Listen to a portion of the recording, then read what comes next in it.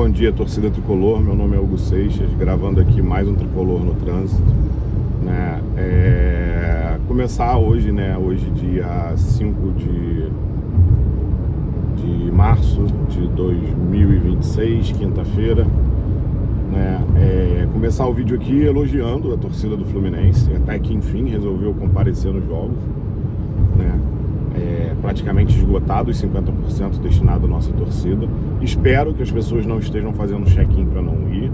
Espero que as pessoas não estejam, né, convidando seu amigo remador para ir no jogo, né? Eu espero isso. Mas parabéns à nossa torcida aí, que vai estar em grande quantidade no Maracanã na final domingo, na final do Carioca. Abri esse vídeo rapidinho aqui, né, para falar um pouco sobre as questões, né, de contratação do Fluminense, já que a janela de contratações, né, internacionais já fechou, nacional ainda pode até o dia 27, mas há um entendimento de que o Fluminense não precisaria mais de novas peças nesse momento, né, com as contratações que foram realizadas, com a última do Alisson, né, meio-campista do São Paulo, né, que exerce mais de uma função ali no meio de campo, que é um jogador que a gente passou a não ter, né, com a venda do Lima para o futebol mexicano. Eu tentei fugir desse sol atrás de mim, né, mas o pedaço da ponte sem ele foi curto.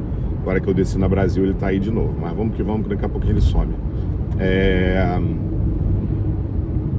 Essa contratação do Alisson, né? A contratação do Alisson eu acho que é uma boa contratação, né, já que nesse momento, né, a gente chegou a ficar sem 3 volantes, né, o Nonato machucado, o Hércules, o Bernal machucado, né, o Hércules está tentando se recuperar ainda da questão do Bubis, e aí a gente tinha Martinelli e Otávio, por mais que o Hércules nesse último jogo, né, jogou o jogo inteiro, e enfim, né, não parecia estar tão sem ritmo quanto nos jogos anteriores, né? Mas acho que talvez parte do domínio do Vasco ali naquele meio de campo tenha a ver com o momento do Hércules também, né? Que teve uma lesão recente, depois teve uma questão no pubis. Então eu acho essa contratação importante por ser um jogador que pode fazer mais de uma posição ali, né?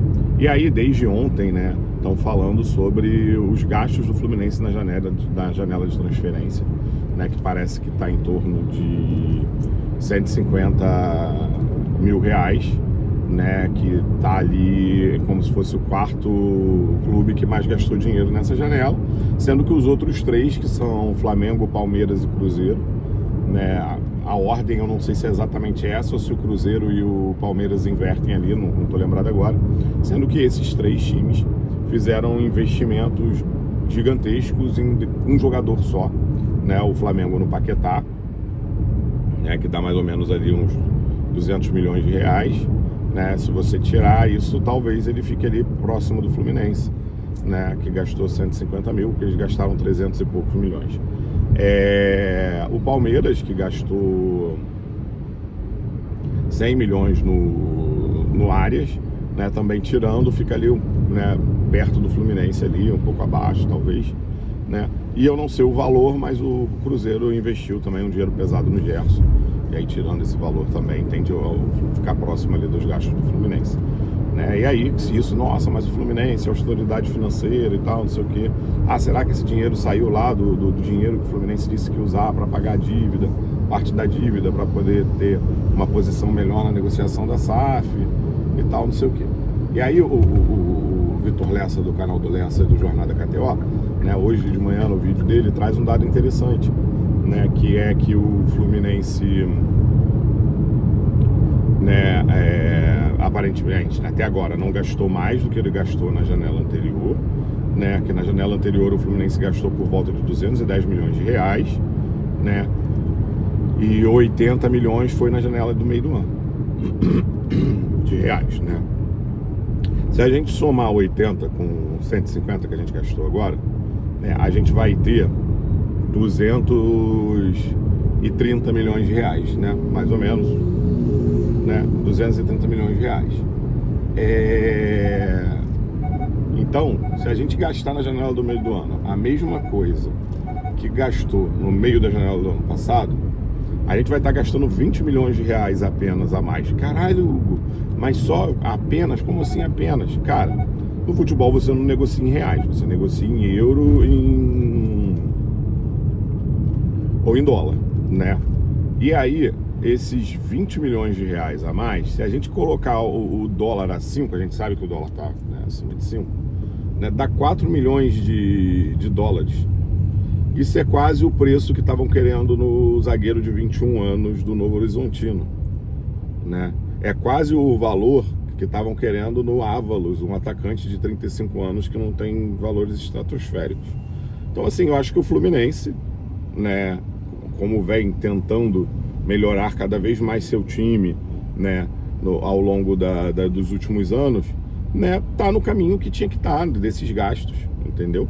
A gente não tem valor vultuoso de dinheiro, seja em patrocínio, seja em mecenato, né, seja sendo SAF, e tá dentro do que tem que gastar, cara. A gente, até agora, aí se a gente parar para pensar assim, vamos pensar que no meio do ano venha só o Nino, e a gente sabe que o Nino viria por um valor, né, aí acima de 10 milhões de euros, tá? A gente estaria gastando no meio do ano, né, se ele vier a 10, mais de 60 milhões de reais. Pode ser que ficasse abaixo dos 80 milhões, né? Então, assim, eu acho que não tem nada demais. Eu acho que a gente não está gastando dinheiro muito acima do que é a nossa realidade. Lógico que esse ano a gente não tem o doping financeiro que a gente tinha do ano passado, teve no ano passado, né? Com a participação do Mundial, com o fato de ter chegado na semifinal do Mundial de Clubes, entendeu? Então é isso, assim, né? Mas também a gente vem negociando patrocínios melhores, né? A gente, ano passado, estava numa discussão com a Superbet, né, de aumento de valor de patrocínio Master, né? A gente não tem nenhum dado definitivo sobre isso, né, desde que saiu sobre a negociação, né, desse aumento, mas a gente sabe que pelo menos o patrocínio em relação a fornecedor de material esportivo a gente conseguiu melhorar do ano passado para cá, né? Portanto, que esse ano a gente começa o ano com a Puma e não mais com a Umbro, né? Então é isso, assim, eu acho que não se tem que fazer grandes estardalhaços e talvez ainda, né, haja algum dinheiro para gastar para pagar, né, a parte da dívida que se esperava pagar, né?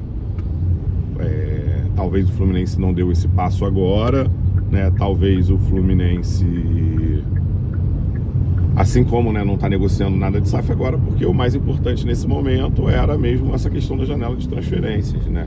Lógico que isso não precisa fazer com que os presidentes, a diretoria, né, vivam dentro de uma caverna até resolver todas as contratações. Eles têm direito de viajar, até porque reunião se faz de forma online, né? E tem o direito de curtir seu carnaval, né? Que foram algumas questões que a torcida resolveu polemizar, né, nesses 2 primeiros meses do ano. E aí, né, falando ainda da janela de transferência, né, eu acho a janela de transferência muito boa, né? É lógico que não dá para dar uma nota 10, né? Porque se viesse o tal do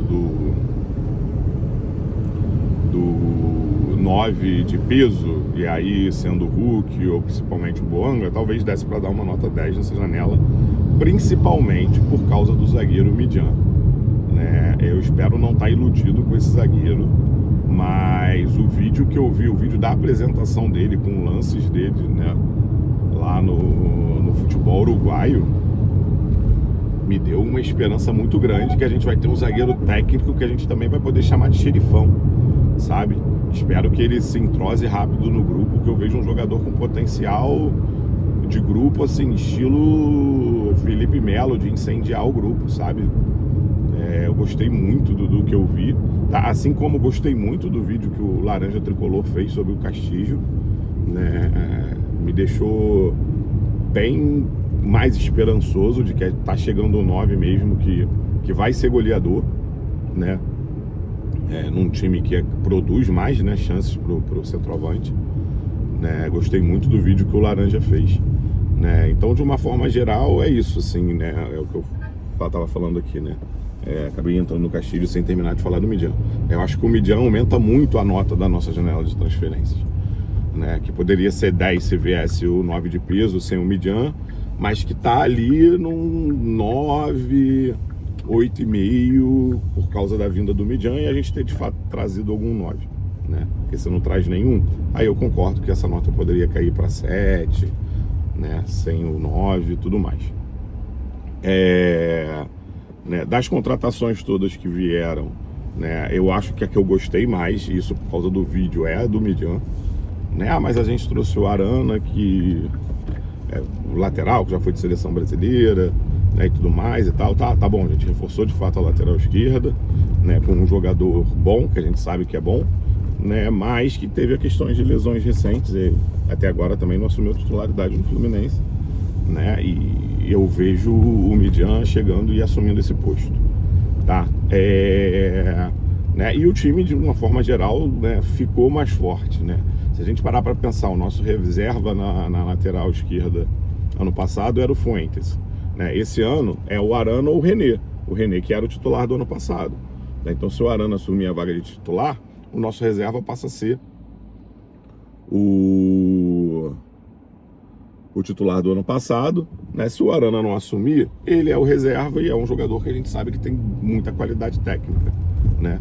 Na zaga, né? Aí muito vai se discutir, não, a gente perdeu o Thiago Silva, né? O grande zagueiro do mundo, do futebol mundial, blá blá blá. Sim, o Thiago Silva é um excelente zagueiro, é um zagueiro com uma técnica excelente, com um posicionamento excelente, mas o Thiago Silva não é um jogador novo. O Thiago Silva não te entrega, né, fôlego, né, capacidade física durante os 90 minutos, né? Não entrega. O cara tá com uma idade avançada, de 40 anos. Isso é normal, pela idade dele, ele não entregar esse físico todo, né? E aí a gente traz um zagueiro muito promissor, que é o Gemes, né? E um zagueiro pronto, né, que só vai ter um pouco mais a questão de adaptação no futebol brasileiro, né? Mas é um zagueiro mais pronto, né? Que é muito bom também, muito bom tecnicamente, né? Parece ter uma disposição física muito boa. Eu acho que se você juntar as equivalências ali, né, se fosse um cardzinho, você vai pontuando cada coisa que o personagem tem, né? Talvez na pontuação total desse um empate entre ele e Thiago Silva, né? Então eu acho que na zaga, com os dois zagueiros que a gente traz, né? Mesmo com a saída do Thiago Silva, o Thiago Santos, enfim, né? Mas falando mais do Thiago Silva, eu acho que esses dois jogadores, somados os dois zagueiros que saíram, né, os três, que ainda saiu, o Manuel também, a gente acaba fortalecendo o setor, tá? Falando agora do meio de campo ali, né? No meio de campo a gente, teoricamente, né, perde o Wallace Davi, que era um menino da base, que tinha subido, que poderia ser aproveitado, né? E perde o Lima, né? E traz o Alisson. Né, o Alisson, eu acho que ele é, né, eu tô falando aqui com certeza porque eu não fui olhar isso, mas ele é um pouco mais velho, ele é mais velho do que o Lima, mas tem uma capacidade técnica maior, né? Teve uma lesão recente, uma lesão grave, depois disso não conseguiu mais, né, se tornar titular no São Paulo, mas ele também não está vindo para ser titular, ele está vindo para ser reserva e é um jogador com uma boa capacidade técnica, que pode jogar em mais de uma posição no meio de campo, entendeu? Então eu acho que de uma forma geral, a gente fortalece também o nosso meio de campo com esse jogador.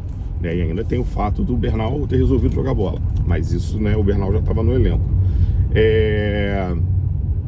A lateral direita continua a mesma coisa, falei da zaga, né? As pontas, né? As pontas a gente perde o Keno, né, que talvez ali fosse o maior nome, né, da ponta ali, e traz o Savarino. O Savarino é um jogador mais novo e que nos últimos anos vem entregando mais que o Keno, né? Não entrega o X1 do Keno, mas entrega o fato de poder jogar pela ponta, poder jogar pelo meio e ter uma capacidade técnica melhor, mais refinada do que o Keno.